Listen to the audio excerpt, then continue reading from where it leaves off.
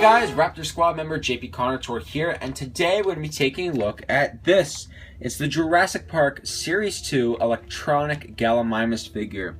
Now, being a huge fan of the Jurassic Park Series 2 toy line, I had to pick this figure up, and it does not disappoint at all. So let's take a closer look at this figure. So taking a closer look at the gallimimus itself, it resembles the Jurassic Park gallimimus a lot, except that it has the blue and red coloring on the body, but that's not a huge difference, especially because it does have that same tan color the gallimimus in Jurassic Park had. Anyway, starting with the head sculpt, you can see it has that basic gallimimus sculpt, long snout, long neck, slender head pretty much, and it does look really nice. You can see that they sculpted the nostrils. They could have painted the inside, but they didn't do that, sadly. They did paint the eye, and it looks really nice. The inside of the mouth is painted as well. You can see the top and bottom of the mouth. They even sculpted a little tongue in there. You can see the muscles on the gums, and you can see that they have muscles here on the side of the neck that look really good.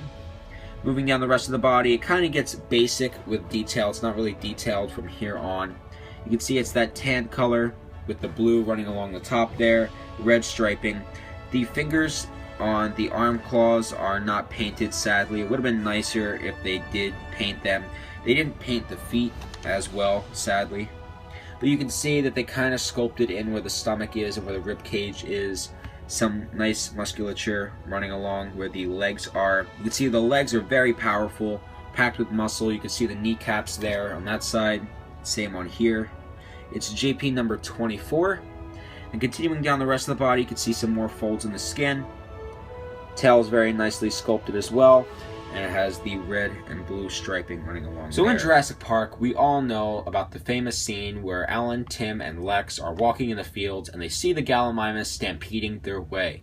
Now, the iconic thing about gallimimus is they run, so Kenner incorporated that action feature into this figure, and if you press this button on its back, you'll see that the legs will go in a running motion. Also, you can hear that scream. It's not actually movie accurate to the gallimimus. I'll play it for you guys again.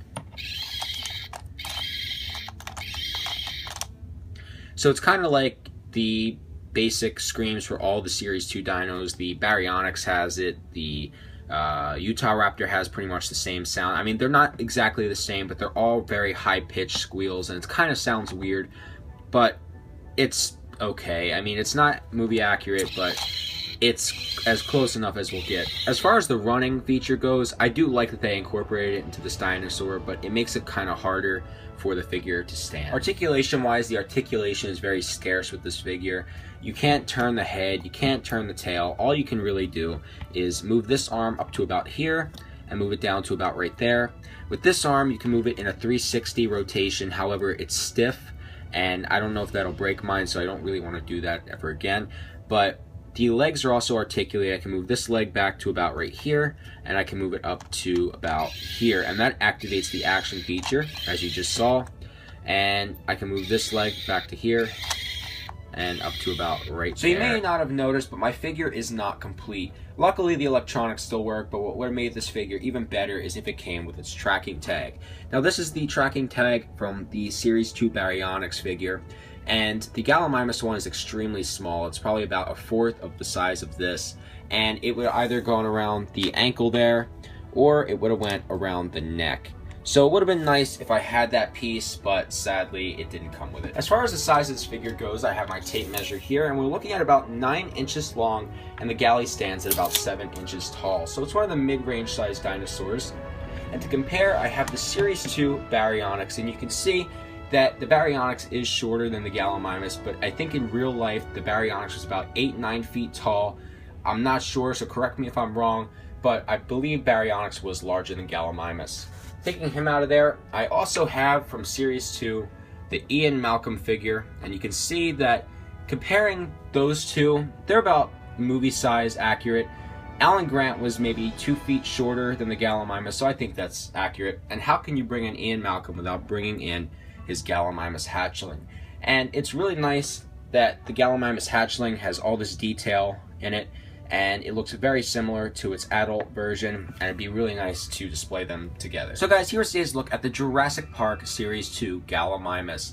I'm gonna have to give this figure a fair rating of an 8 out of 10 maybe an 8.5 because I do love the sculpt, the running feature's cool, and the sounds are nice as well. Articulation doesn't really bother me in figures, so I'm not going to count that.